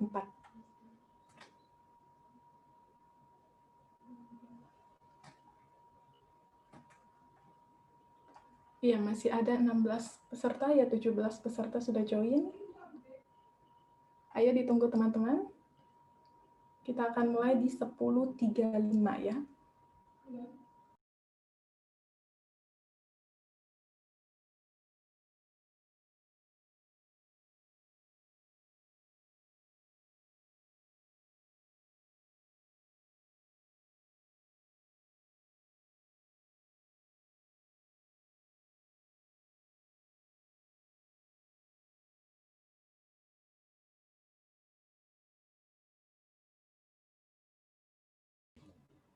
Jika teman-teman menemukan kendala, mohon untuk menuliskannya di kolom Zoom, kolom komentar Zoom, agar panitia yang bertugas bisa membantu menyelesaikan kendalanya.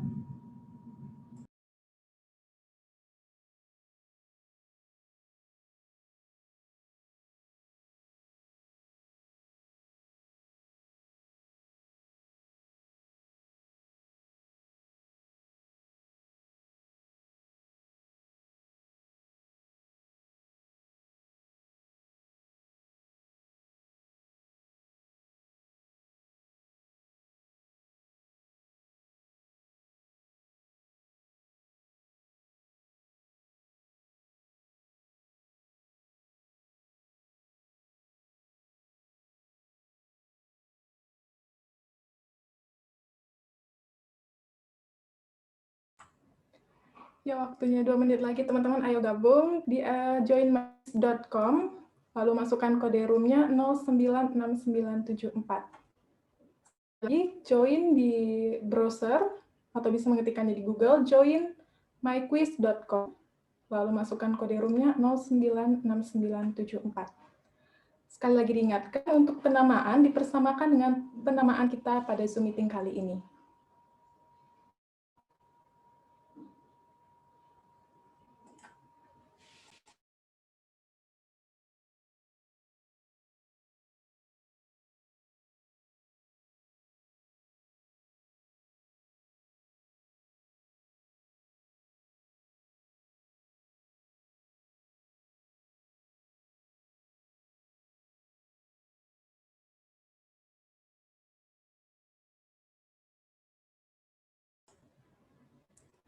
Ya, tinggal 1 menit tersisa. Buat teman-teman sekali lagi yang belum join di joinmyquiz.com, kita mohon untuk bergabung.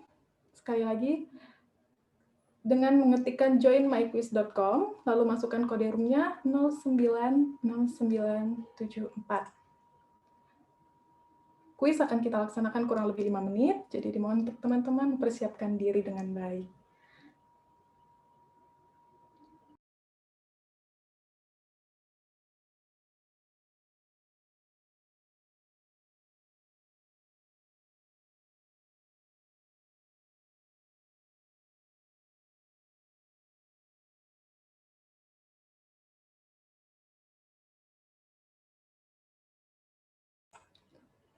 Baiklah teman-teman, waktu telah menunjukkan pukul 10.35, kita akan memulai mini kuisnya, aba-aba akan saya berikan, dan waktu untuk memulai dimulai dari sekarang.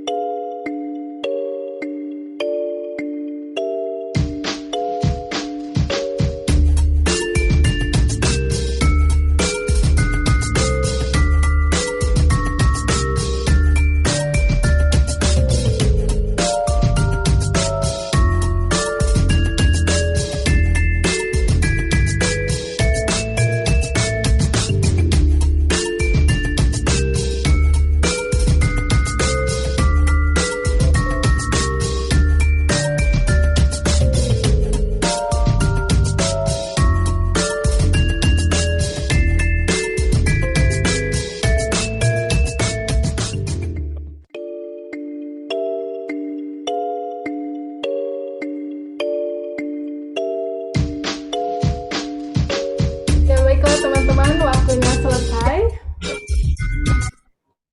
Mari kita lihat bersama-sama siapakah top 3 yang berhasil mendapatkan door prize kita hari ini.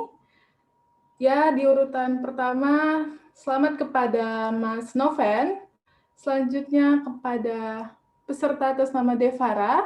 Dan selanjutnya peserta atas nama Rikma.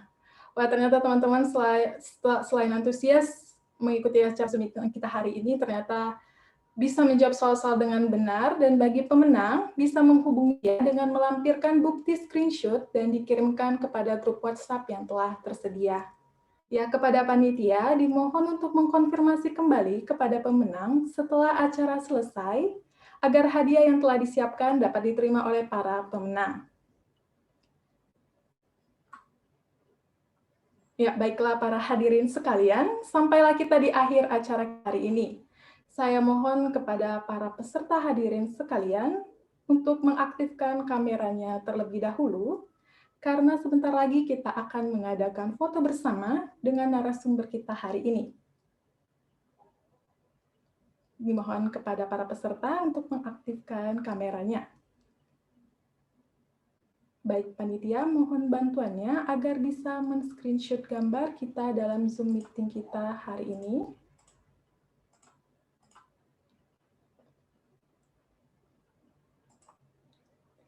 Baik, aba-aba akan diberikan oleh Mbak Syafina selaku panitia. Kepada Mbak Syafina dipersilahkan. Terima kasih Mbak Anggris. Izin untuk memberikan aba-aba. Dalam hitungan ketiga, teman-teman diharapkan untuk memposisikan diri. 1, 2, 3.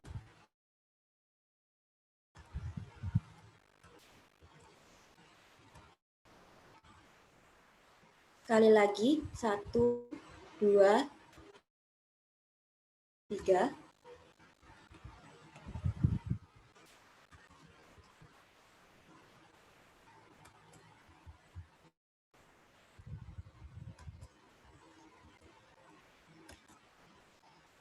Terima kasih, saya kembalikan ke MC. Ya, terima kasih Syafina atas kesediaannya. Baiklah teman-teman, akhirnya kita sampai di penghujung acara hari ini. Teman-teman dimohon untuk meluangkan waktu menginform evaluasi acara kita hari ini pada link yang ada di kolom komentar Zoom meeting kita. Dimohon untuk mengisi link yang ada di dalam kolom komentar Zoom meeting kita kali ini, link evaluasi mengenai acara kita hari ini. Baik, dan akhirnya kita sudah berada di penghujung acara. Terima kasih kembali saya ucapkan pada narasumber hari ini, Mas Dwiki dan Mbak Laila, serta moderator diskusi kita hari ini, Bang Ari Vanensi, serta teman-teman yang sudah tergabung dalam jaringan Zoom meeting ini. Tentunya di acara Bijak, Bincang-Bincang Pajak 2021, dan saya pamit undur diri dan mohon maaf jika ada salah kata dan ucapan. Terima kasih atas perhatiannya. Mewakili seluruh panitia yang bertugas, saya Anggris Veronica Samusir. Selamat siang dan sampai jumpa.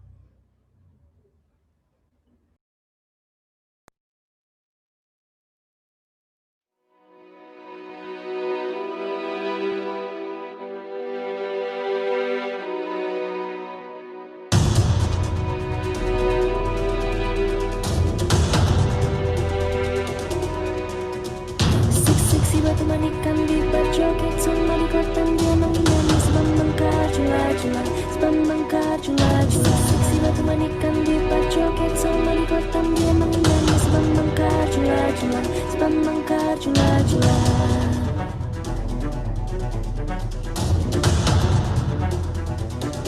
Cuplak-cuplak suang ngeteng kelenter membuka tondong kudel Pak Empong lerak-lere sopong guyun dele ake sirpong dele kopong sirpong dele kopong. Ampar-ampar pisangku belum masak sabigi diurut